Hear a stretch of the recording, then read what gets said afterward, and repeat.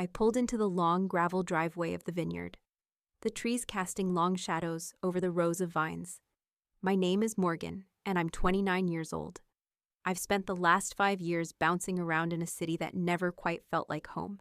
After a job interview this morning that had left me with more doubt than hope, I needed a familiar place to ground myself, even if only for a little while. I wasn't prepared for what I found when I arrived. The house loomed ahead, the grand stone structure that had always been my sanctuary as a child. Or at least, I thought it had been. As I got closer, I saw it. The locks were changed. The door, which had always been open to me, was now closed and shut tight. My heart slammed in my chest. I stood there for a moment, unsure what to do. Maybe I had misjudged. Maybe they were just changing things around. I knocked anyway, the sound of my knuckles against the wood seeming to echo in the heavy silence. No answer. I knocked again, louder this time, the familiar pang of confusion and hurt tugging at me. The seconds ticked by, each one pulling me deeper into a void I wasn't ready to face. Still nothing. I pulled out my phone and dialed my sister Elise's number. She didn't pick up. I tried again, and again, and again. Nothing. Then came the text. "You're no longer welcome here. Don't come back." The words hit me like a punch to the stomach. I felt the world tilt beneath me, and I grabbed onto the porch railing to steady myself. My sister, my blood, had just disowned me. I called everyone, Mom, Dad, Nathan, my cousin. But nobody answered. The silence was deafening. Finally, Nathan picked up. His voice sounded small, like he was already dreading this conversation. "Morgan, you need to check your messages." I stared at my screen, already knowing what I would find. Elise's message was there, the brutal truth of it glaring back at me. It was real. I had been locked out. My belongings, she said, would be packed and ready for pickup on Saturday. I felt a tear slip down my cheek, but I wiped it away before it could fall. I hadn't even realized I was crying. There was nothing left to do. I wasn't part of the family anymore, and Elise had made sure I knew it. As I sat there staring at the empty driveway of the vineyard, memories of my past crept back, each one bitterer than the last. I'd spent most of my life under the shadow of Elise, my older sister, the golden child. She was the one everyone had always adored, especially our parents, Diane and Robert. Elise had been groomed for greatness from the start. A natural in wine management, she excelled at everything she touched. Their love for her was constant, relentless. She could do no wrong, while I felt like a ghost in the background. I had grown up in this estate, surrounded by acres of vineyards in Sonoma, where our family's winemaking legacy stretched back for generations. From the outside, it looked like the perfect life. Rich soil, endless rows of grapevines, and the bustling estate where guests were treated to the best wines the region had to offer. But behind the scenes, it was a different story. Elise was everything I was not. Poised, polished, and always in control. She was the one who walked in and had a seat at the table without question. And me? I was the odd one out. Our parents didn't mean to make me feel inferior. Or maybe they didn't care. Either way, their focus was always on Elise. And the vineyard was her destiny. I knew it. She knew it. Everyone knew it. They'd never pushed me to take over the family business. I was always meant to be in the background, supporting her, perhaps handling the details no one else wanted to deal with. That's how I ended up studying hospitality management, a path they insisted would be useful. But my heart had never been in it. No, what I wanted, what I had always wanted, was music. But there was no room for dreams like that in the Sutton family. The only person who ever believed in me, who ever saw my potential, was my grandfather. He was a retired jazz musician, a man who could play anything by ear. He was the one who encouraged me to pick up my first guitar and taught me how to compose music, always saying, "Never mute your melody." I'll never forget the day he died. I was only 21. It was like the ground shifted beneath me, leaving me empty and alone. Elise stepped into full control after that. And that was when everything changed. The vineyard became her kingdom, and any hope of pursuing music with the support I'd once had was crushed. I had no choice but to go along with it. I was pushed into studying something that would never satisfy me, forced to follow a path that I wasn't meant for. When I'd try to talk about music, I was met with the same response: "You're being impractical." My dreams didn't fit into their neat little world of wine and business. So, I kept my music hidden. I moved to LA after graduation, taking on low-paying gigs that barely covered my rent. But I kept composing, recording, and performing whenever I could. The music gave me a space to breathe, even though I never seemed to get the recognition I deserved. But nothing had ever felt as stifling as my return home. I wanted to be close to my roots, but it was suffocating, walking around the estate I'd grown up in, surrounded by walls built on expectation and control. I tried. I really did. I tried to make a place for myself again in the family business, even after everything that had happened. But I didn't fit there. And now, after the text from Elise, the one that told me I wasn't even welcome to pick up my things, I was forced to face the truth. I had spent my whole life trying to make them see me as more than just a shadow of my sister. I wanted to be loved for who I was, not for what I could provide. But that love, if it had ever existed, was gone now. The emptiness inside me felt endless. I had been cast aside, like my grandfather's legacy. My music and my dreams were just meaningless to them. And now, as I stood in front of the locked door, I realized the cost of that realization. The place where I had once hoped to find solace, to reclaim the past, was nothing more than a prison. I let out a shaky breath. Maybe I didn't need them. Maybe it was time to stop chasing after people who would never accept me for who I was. And maybe, just maybe, it was time to focus on what I had always truly wanted: music. It had always been there, even when they tried to bury it. The sudden end of the music studio I'd worked for hit me harder than I expected. One day, we were finishing up a few projects, and the next, the doors were locked, the lights off, and the business closing for good. The industry had always been tough, but I hadn't thought it would come crashing down so soon. I had no savings to fall back on, no fallback plan. Just a stack of unpaid rent and a dwindling credit card. When the last of my gigs dried up, I did the only thing I could think of. I swallowed my pride and went back to the one place I had once called home: the family vineyard. The drive there was quiet, filled with all the doubts I had pushed to the back of my mind over the years. It was hard to think of that place as home anymore. Elise's face, always so confident, always so in control, flickered through my mind. I knew it wasn't going to be easy, but how could I not try? I had nowhere else to go. When I arrived, the grand estate loomed in front of me. The vineyard stretched in every direction, the same as I remembered. It was beautiful and suffocating. I was welcomed with silence. Elise, her usual poise already in place, didn't waste any time. She greeted me coolly, her eyes narrowing the moment she saw my bags. "Great," she said, crossing her arms. "You've come back." I wasn't sure how I expected her to act, but this was worse. Elise never let me stay long. If she could have, I think she would have found a way to lock me out of my own childhood home, just as she'd done with everything else in my life. She gave me a list of rules, some spoken, some unsaid, to follow. Pay rent, follow house rules, and never forget that I was no longer in charge. The vineyards had always been hers, and I was nothing but a temporary guest. A reminder of the family that had once loved me but now barely tolerated me. In the weeks that followed, I made myself as invisible as I could. I wasn't supposed to be there for long anyway, and Elise made it clear that she didn't want me around more than necessary. But one evening, in a desperate attempt to at least feel useful, I proposed an idea, something that might help the business, something that could merge both my worlds of music and wine. "What about virtual music tours?" I asked. "We could pair them with online wine tastings, offer something unique for people stuck at home. You could even sell special packages." Elise didn't even let me finish before she ridiculed the idea in front of the whole family. "Music tours? What, are we going to sell wine to your fans while you sing to them? Nobody wants that," she laughed. A cruel, dismissive sound that cut through me. "Do you even know what you're talking about?" The humiliation stung. But it wasn't just about my idea.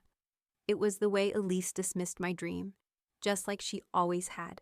She had no problem mocking my passion, my music, something I had poured my heart into for years, something my grandfather had encouraged me to pursue. As the words stung, I felt that familiar, suffocating feeling return. The feeling that no matter what I did, I would always be seen as less. Less than Elise, less than the vineyard, less than the perfect daughter they had always hoped for. I had enough. The argument escalated, and for the first time in a long while, I found myself shouting at her. You don't even care about what Granddad wanted for me. He always believed in me. But you've erased everything about him from this place. And now you're trying to erase me too. I didn't wait for her response. I grabbed my things, left the house, and drove to the nearest roadside inn. The idea of going back to that house, facing Elise, and pretending everything was fine, seemed impossible. I texted her that I'd be back later that night, but deep down, I knew I wasn't coming back to the vineyard the same way. The cool autumn air hit me like a slap in the face as I pulled into the driveway of the vineyard once again. I had returned after my interview, hopeful that things might be better between us, that maybe I could find some peace at home. Maybe Elise would have had time to cool off. But as I approached the front door, I noticed the first sign that things were different. My key, the one that had always worked, the one that had always opened this door and let me in, didn't fit. I turned it several times, hoping I was just tired, maybe misjudging the lock. But nothing. I tried another door. And another. Each turn of the key felt like a punch to my gut. Nothing. No one answered when I knocked. No familiar faces peered through the windows. The silence of the estate, so often peaceful, felt suffocating now. I pulled out my phone and called Elise. No answer. I called Mom. No answer. Dad. Nothing. Nathan, the only one who ever seemed to care, the only one who might actually pick up, answered on the third ring. Hey Nathan, what's going on? I can't get in, I said, trying to keep my voice steady. But it wavered. Is everyone around? He was quiet for a moment. Morgan. You need to check your messages, he said softly. My stomach dropped. I already knew what I'd find. I opened the message from Elise. It was short, like a death sentence. Your things are packed. Saturday for pickup. Don't come back. I felt like the ground shifted beneath me. I had always known my place in this family, but this was different. I was no longer welcome, no longer even a part of it. Elise had locked me out, literally and figuratively. I stood there for a few minutes, staring at the house, my house. Only it wasn't anymore. It felt like a prison I'd built for myself, and now I was the one being cast out. The sting of betrayal burned like wildfire. I called Nathan again, but he didn't pick up. I felt humiliated. I stood there, powerless, helpless, watching the house like it had once been mine. But it wasn't anymore. The silence inside the house was deafening. I stood there for a moment, unsure of what to do next. I couldn't believe what was happening. The family who had raised me, who I had fought for, had erased me from their lives. I retreated to the nearby motel, my mind spinning. My phone buzzed in my pocket. I pulled it out, half expecting another message from Elise, but this time it was something different. A social media post from my mother, a picture of her, Elise, and Robert, sitting down to a family dinner. Family night, the caption read. My chest tightened as I stared at the image. They were pretending everything was fine, pretending I had never existed. The next morning, I logged into the shared expense account we all used, the one that had always been a joint account, or at least it had been for me. I checked the balance, empty. Every single penny that had been there, gone. Elise had cleaned it out. She had stolen my savings, and with it, she had erased my existence from their world completely. I couldn't help but laugh, bitterly. What had I expected? This was the family I had fought for, and now they had not just locked me out of the house, but locked me out of their lives and their money. I packed up what little I had left, my dignity, my anger, and drove to the nearest motel, knowing that this was the moment I could never turn back from. My family had made their choice, and it was clear I wasn't part of it anymore. The room was dark, the hum of the motel air conditioner the only sound in the empty space. I sat on the edge of the bed, my fingers still gripping the phone, staring at the screen. The world outside felt like it was spinning faster than I could keep up with. Elise had made sure to strip away everything, leaving me with nothing but anger and emptiness. I was out of the family estate, cut off from my savings and from any semblance of support. And then, just when I thought the walls were closing in on me, an email came through. It was from a law firm. At first, I thought it was just spam, another unwanted message that would probably try to sell me something. But the subject line caught my attention. Alfred Sutton Trust. I clicked it before I even had time to process why it sounded important. The email was formal, clear, and straightforward. The firm was handling the trust left by my grandfather, Alfred Sutton, and I was being requested to attend a meeting regarding the estate. The mention of my grandfather's name felt like a lifeline, something real in the sea of chaos. I felt my heartbeat quicken. Why hadn't I heard about this before? Why hadn't Elise said anything? My mind raced with questions as I read through the details. A meeting was scheduled for the following day. The email mentioned a lawyer named Emery Crane, who was overseeing the trust. I immediately set up an appointment. The next morning, I drove to the law office in a daze, the world outside the car window blurring with my thoughts.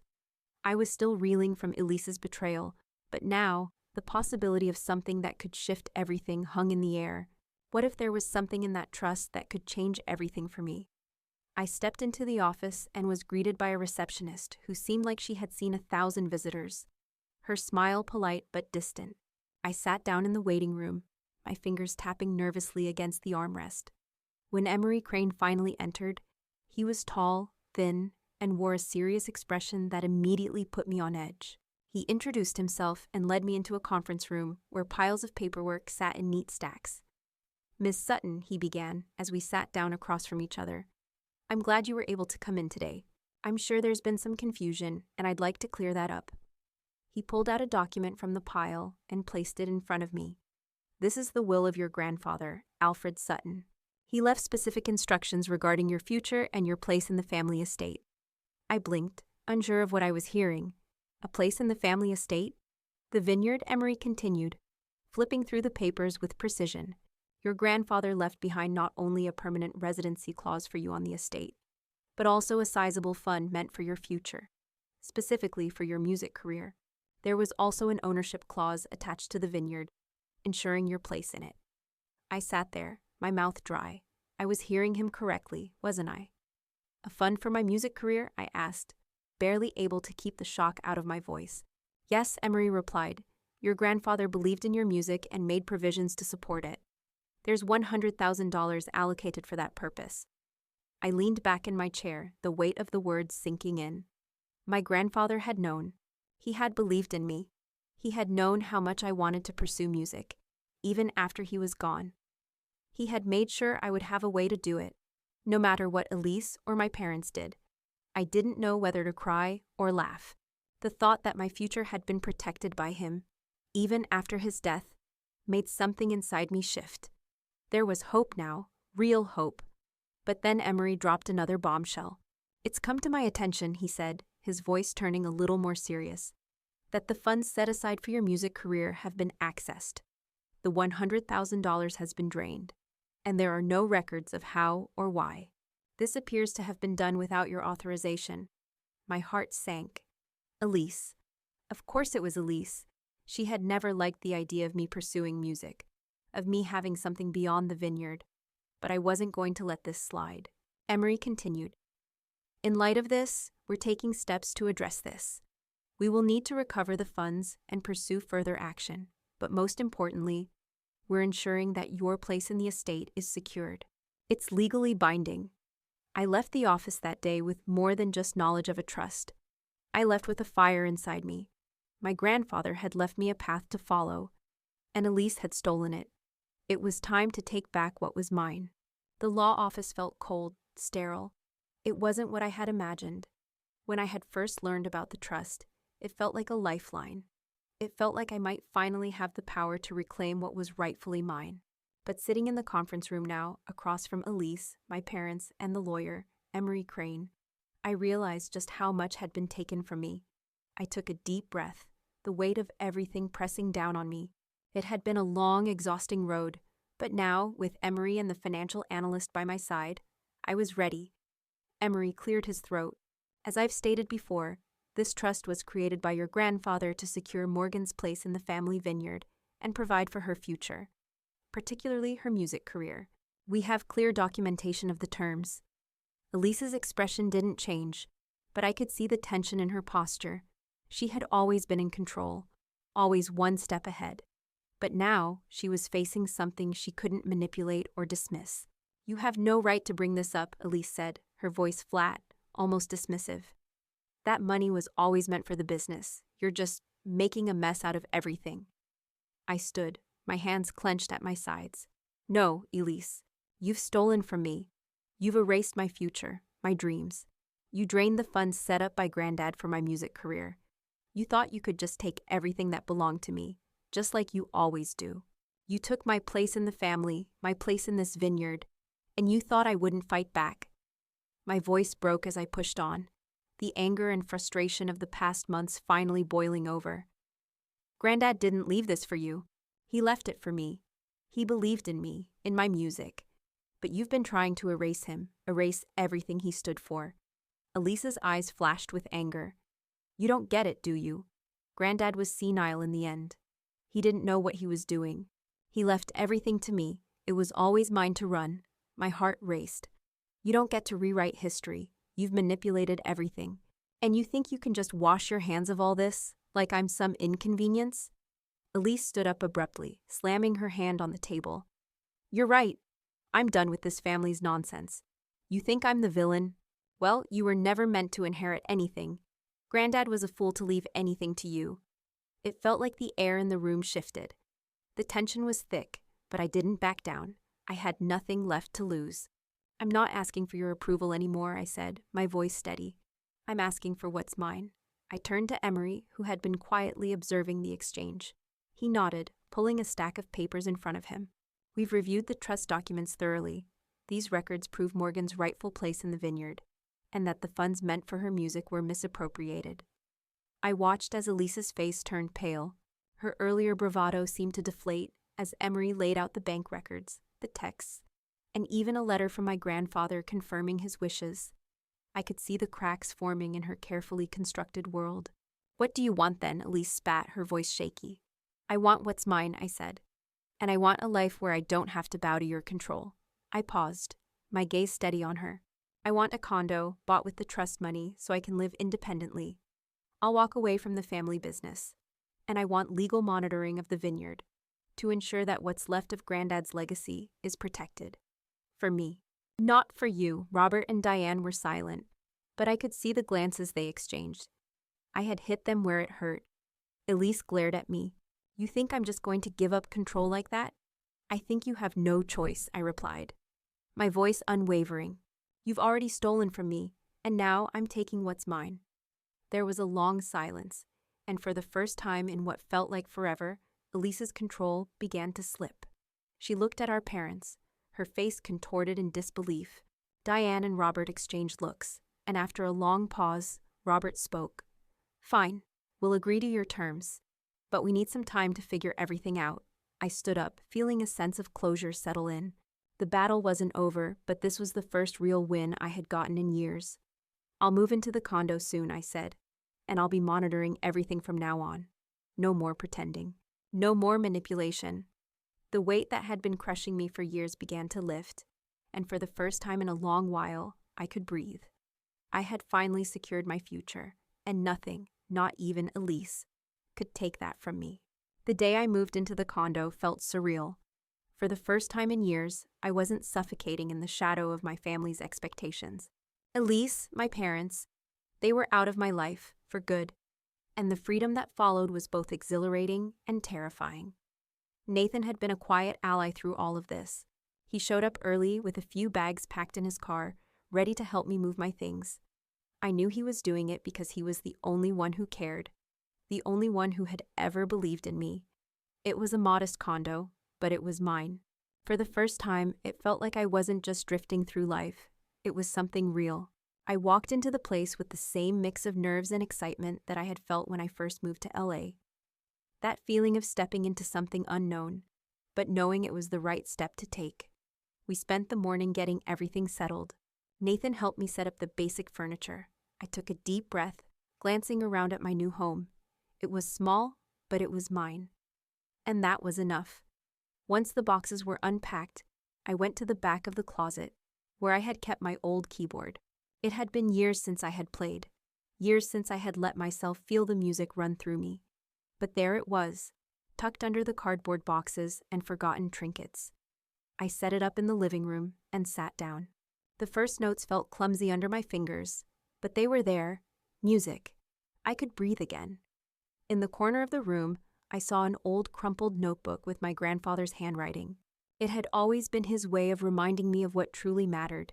Never mute your melody. I read the note again, tears blurring my vision. I had always felt like I had to mute it. My dreams, my voice, my purpose. For the sake of the family, for Elise. But not anymore. It was time to let it out. The first song I played was one I had written years ago when things felt less complicated. It was raw, unpolished, but it was my voice. And for the first time in a long time, it felt like it could fill a room again. Nathan came over and sat down on the couch.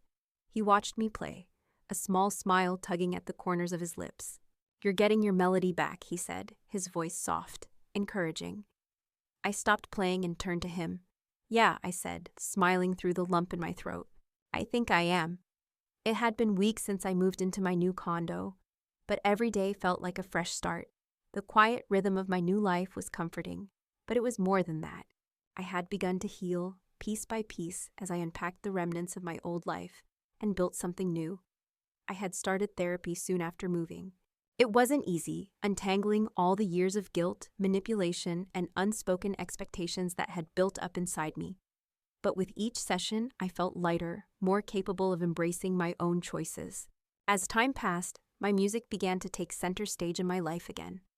I launched Sutton Sound, a music collective named after my grandfather, whose faith in me had never wavered.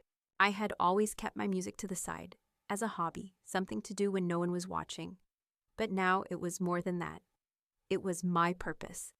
The collective quickly gained momentum. I composed original tracks, collaborated with local filmmakers, and licensed my work to indie projects. I didn't expect anything huge, but the response was unexpected. People started taking notice. Indie music outlets featured my work, and soon I was booking gigs again. Real gigs, the kind that paid, the kind that made me feel like I was on the right path. Nathan became my closest ally during all of this. He'd come by every few weeks to help me out with new projects or just to check in. He knew how much this meant to me, and he never stopped encouraging me, even when I doubted myself. "You're doing what Granddad always believed you could do," he said one night as we were working on a new track together. He'd be so proud. His words carried weight, especially now. I wasn't just doing this for me anymore. I was doing it for him too, for the man who had always told me to never mute my melody.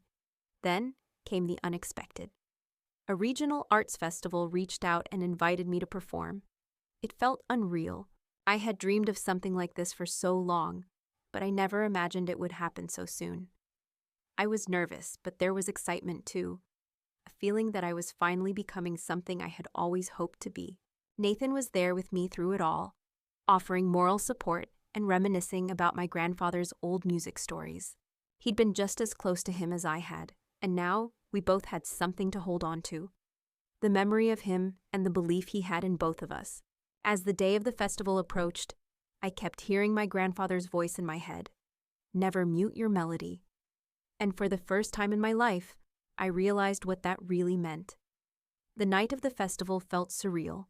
The stage lights were bright, almost blinding, but all I could focus on was the feeling of the microphone in my hand, the hum of the audience's quiet anticipation, and the weight of everything that had led me here. It wasn't just about the music. It was about everything I had fought for, my place, my dreams, my voice. The moment I stepped onto the stage, I felt something shift inside me. I wasn't the girl I used to be, the one locked out and erased. I wasn't the sister ignored by her family or the person who lived in the shadow of their control. I was Morgan, the woman who had finally claimed her own future. As I looked out into the crowd, I caught a glimpse of Nathan's face. He was beaming, his pride so obvious it warmed me in ways I hadn't known I needed. He'd been my rock, and in this moment, I felt the weight of everything we had shared. I began to play the first song, and the music washed over me. It was one my grandfather used to hum while pruning the vineyard vines. It was simple, familiar, a melody that had always felt like home. My fingers moved with ease, as if they had always known where to go. I felt connected to my past, but more importantly, I felt connected to the future I was building. The audience responded with applause. The sound filled the space like a wave, and for the first time in a long while, I didn't feel like I was drowning. As the cheers echoed around me, I felt the past fall away, the betrayal, the anger, the pain, like a weight lifted. I wasn't going back to the family who had tried to erase me. I wasn't going back to the life they had forced me into. I was moving forward, and the future cracked wide open before me. Later, when I walked off the stage, Nathan was there. He didn't say anything at first, just hugged me tightly, and I knew, deep down, this was just the beginning. I had found my place, my voice, and no one could take that from me. And as I glanced back at the stage, the applause still ringing in my ears, I finally understood. I wasn't just surviving, I was becoming.